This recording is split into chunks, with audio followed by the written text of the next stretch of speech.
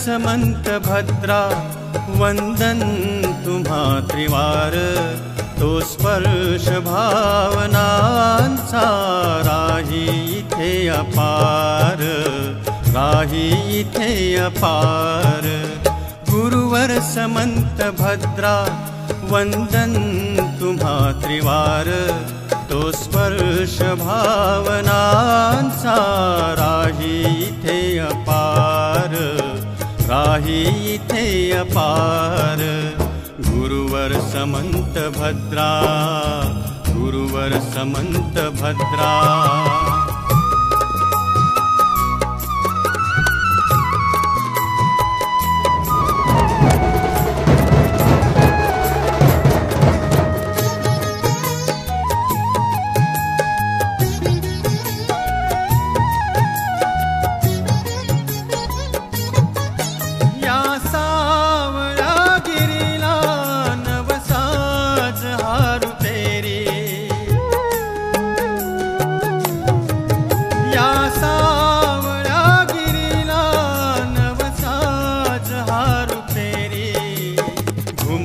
चराचरातून नित शब्द नमोकारी, घुमतो चराचरातून नित शब्द नमोकारी।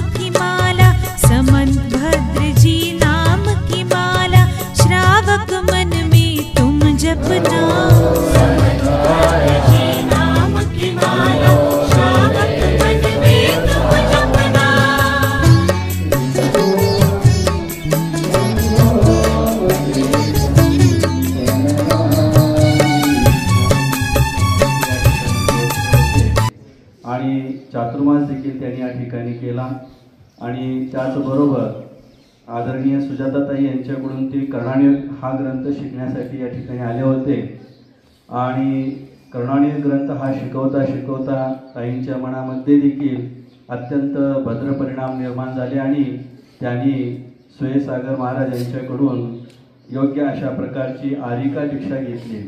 अशा प्रकारची जैनेश्वरी भगवती दीक्षा धारण करून आत्मसाधनेवरती अत्यंत अग्रेसर असणारा हा संघ आज पुन्हा आपल्या या ठिकाणी त्यांचा आगमन झालेला आहे आणि दिनांक 20 तारखेपासून धवला कर्णाणयोग कषाय पाहूळ धवला पुस्तक 9 या ग्रंथाची वाचना होणार आहे आणि 28, 29, 30 या 3 दिवसामध्ये संपूर्ण गोमटसार जीवखंड हा ग्रंथ 3 दिवसामध्ये वेगवेगळ्या प्रकारच्या 24 मान्यवर विद्वत लोकांच्या मुखातून आपल्याला हा ग्रंथ शिकायला मिळणार आहे। 3 दिवसामध्ये जीवकांड हा ग्रंथ संपूर्ण शिकून होणार आहे आणि आपल्या सर्वांना अर्थात प्रौढांना तो समजण्यासारखा ग्रंथ प्रसंगी या मुनी संघाचं या ठिकाणी आगमन झालेलं आहे आणि आपण सर्वजण त्यांचं या ठिकाणी प्रातिनिधिक रूपाने आपण श्रीफळ अर्पण करून त्यांचा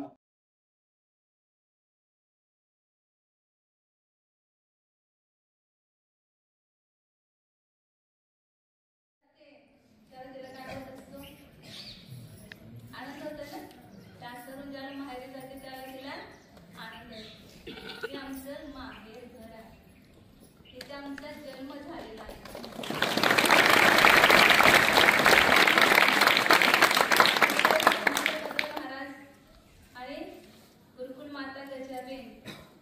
यांच्या दोघांच्या वात्सल्याच्या छत्राखाली मी या ठिकाणी राहिलेली आहे।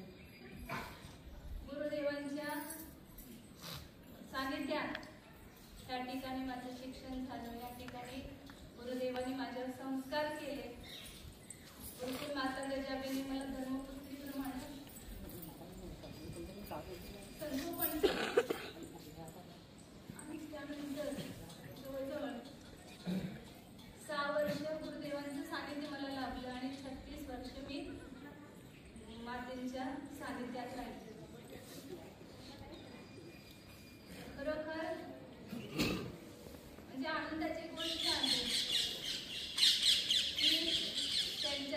सानिध्यात राहिल्यामुळे मला अशा प्रकारची शक्ती मिळालेली आहे की हे संयम धारण करण्याची शक्ती ही त्यांच्यामुळेच मला लागते.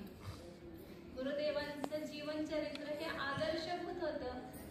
ते ज्या मार्गाने गेले त्याच मार्गाने जर आपण गेलो तरच खरे आपण त्यांचे शिष्य आहोत असं मला अंतरंगातून खूप वाटत होतं.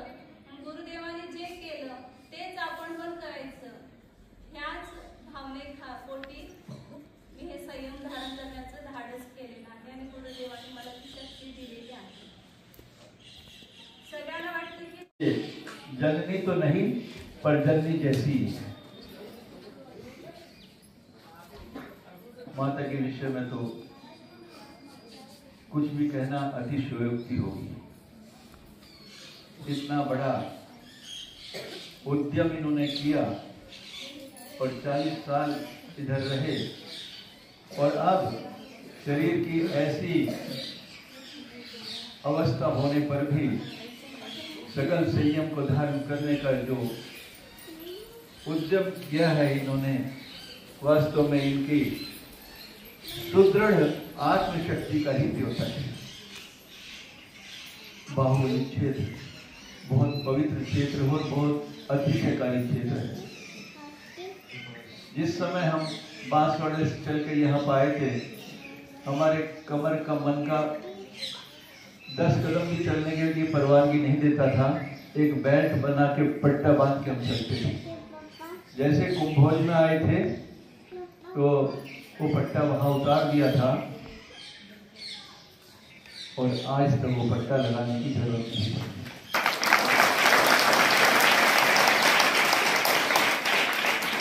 कहते हैं कि ये अचेतन परमात्मा है. अचेतन है क्या?